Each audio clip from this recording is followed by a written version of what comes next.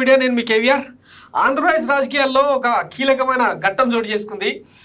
మొన్నటిదాకా జగన్మోహన్ రెడ్డి ప్రభుత్వం సర్కార్ మీద ప్రశంసలు కురిపించిన వ్యక్తి ఇప్పుడు అనూహ్యంగా కూటమి వైపు మొగ్గు చూపారు. ఆయన కూటమికి మద్దతు ఇస్తున్నారని ఒక స్టేట్మెంట్ ఇచ్చి 45 మినిట్స్ తనకు నచ్చిన అంశాలన్నీ కూడా చెప్పారు. దీని మీద అసలు ఆయన ఈ టర్న్ తీసుకోవడానికి కారణం ఏంటి, దీని గురించి పూర్తిగా విశ్లేషించడానికి మనతో పాటు పొలిటికల్ అనలిస్ట్ కేఎస్ ప్రసాద్ గారు ఉన్నారు. వారిని అడిగి తెలుసుకునే ప్రయత్నం చేద్దాం. నమస్తే సార్.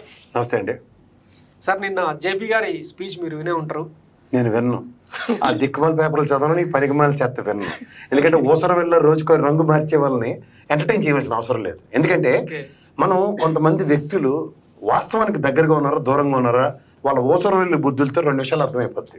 ఎందుకంటే మీరు అందరూ మర్చిపోయినట్టుకున్నారు, దొంగలందరూ రాష్ట్ర ద్రోహులందరూ ఒకే వేదిక మీదకి గువ్వపెట్టల్లో చేరుతున్నారు. మీరు గమనించారు.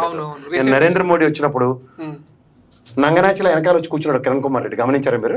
ఇది 2014 బ్యాచ్, రాష్ట్ర ద్రోహులు బ్యాచ్ అంటారు. అప్పుడు రాష్ట్రం విడిపోతున్నప్పుడు కూడా ఈ మహానుభావుడు ఈ జయప్రకాష్ నారాయణ, వెంకయ్య నాయుడు చెవులు కొరుక్కుని మన రాష్ట్రాన్ని పణంగా పెట్టారు. ఎందుకంటే ఆనాటి ఉన్న చీఫ్ సెక్రటరీని, ప్రిన్సిపల్ సెక్రటరీని ఎవరిని పరిగణలోకి తీసుకున్నా వెంకయ్య నాయుడు వీళ్ళిద్దరు ఒక లాలూచి అండర్స్టాండింగ్ వచ్చి రాష్ట్ర విభజన చేసిన తరుణంలో మహానుభావుడు మన్మోహన్ సింగ్ గారు డ్రాఫ్ట్ బిల్లు ఆ పీచి చుట్టూ జయరాం రమేష్, దిగ్విజయ్ సింగ్ లాంటి వాళ్ళు చేసిన దాష్టికానికి వీళ్ళందరూ తోడు. ఎందుకంటే రాష్ట్ర విభజన టైంలో ఆంధ్ర రాష్ట్రం అక్కర్లేంది, మనకు అక్కర్లేని రాష్ట్రాన్ని వీళ్ళు ఎడగొట్టి రాష్ట్ర ప్రయోజనాన్ని ఏ విధంగా కూడా కాపాడని గొప్ప మనసని మనం అనుకుంటున్నాం ఈ రోజు దాకా. వాళ్ళది మనసు కాదు, పాషాణాలు. ఎందుకంటే మీకు జాగ్రత్తగా చెప్తాను, ఇవాళ ఎన్డీఏ కూటమికి ఎప్పుడైతే తెలుగుదేశం చేరిందో లటక్కన మనం రంగు మారిపోయింది. అవును, గమనించారా? వీళ్ళందరికీ వెనకాతల నుండి నడిపించేవాడు అన్నట్టు వెంకయ్య నాయుడు. ఎందుకు? వీళ్ళు బండారాలన్నీ బయటపడిపోతాయి కదా. బాండాగారాలు అంటే ఏంటి తెలుసా? టిడ్కో ఇల్లు. మర్చిపోయినట్టుకున్నారు. ఇవాళ తెలుగుదేశం బిక్కబిక్కలు ఆడిపోయి ఎందుకు చచ్చిపోతుంది అనుకుంటున్నారు? 25,000 కోట్ల కుంభకోణాలు జరిగాయి టిడ్కోలో, కేంద్ర ప్రభుత్వ నిధుల్లో. టిడ్కో ఇల్లు ఇంటికి ₹1,00,000 తేడా. ఇవన్నీ ఇలా పెరగబట్టుకుని ఉంది కేంద్ర ప్రభుత్వం.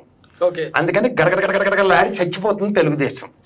ఇప్పుడు ఏం చేశారంటే వెంకయ్య నాయుడు మెల్లిగా పవన్ కళ్యాణ్ అనే ఒక సైంధవుడిని పెట్టి అలా అలా అలా అలా అలా గళ్ళు నడిపించి, అందుకే చూడు మనవాడికి పదవి ఎత్తేసి రాజ్యాంగబద్ధ పదవి ఉపరాష్ట్రపతిగా వెంకయ్య నాయుడు గారు లుంగి కట్టుకుని బాగా పరిపాలించగలరని ఆయన కూర్చోపెట్టారు. విసుగు విరామం లేకుండా 5 సంవత్సరాలు ఉండి తర్వాత నెల్లూరు గోపెట్లా కూర్చున్నాడు.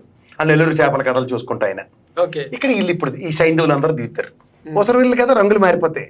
ఎందుకు మారిపోతాయంటే కుల వీళ్ళందరూ సంఖ్యలో పేపర్లు పెట్టుకుని వచ్చి విశ్లేషకుల కింద బ్యాచ్లు కొన్ని ఉంటాయి, ఇంగ్లీష్ పేపర్లు, తెలుగు పేపర్లు. 10 లక్షలను పకోడీ న్యూస్ రాశాడు, ఇక్కడ వచ్చి విశ్లేషించేస్తాడు. రాష్ట్రం అప్పులు పారైపోయింది. ఒరిస్సా గవర్నమెంట్ స్థిరంగా అదే ప్రభుత్వం, పట్నాయక్ గారి గవర్నమెంట్ ఉంది. 24 ఏళ్ళైంది. అదే కదా, ఒరిస్సా అయిపోద్దట. ఒరిస్సా అయిపోతే ప్రజాప్రభుత్వం అంటే ప్రజల చేత, ప్రజల వల్ల, ప్రజల కొరకు. ప్రజల చేత అంటే ఎలక్షన్స్ కండక్ట్ చేస్తే, ఓట్లు వేస్తే ప్రజల వలన ప్రభుత్వం స్థాపించబడుతుంది. అప్పుడు దీని ప్రాథమిక మోటో ఏంటి? ప్రజల కొరకు. అంటే ప్రజల సంక్షేమం కోసం చేసిన ఈ ప్రభుత్వం అంటే ఇలా కడుపుమంట. ఎందుకంటే ఈ బాధ ఏంటంటే ఇంకే రామారావు గారి ఆయనలోనే సంక్షేమం జరిగింది. ఈయన చీఫ్ సెక్రటరీ కాదు. నాకు కాకి మాధవరావు గారు అనే ఒక గొప్ప వ్యక్తి ఉన్నాడు, మహానుభావుడు. ఆయన కూడా చీఫ్ సెక్రటరీ.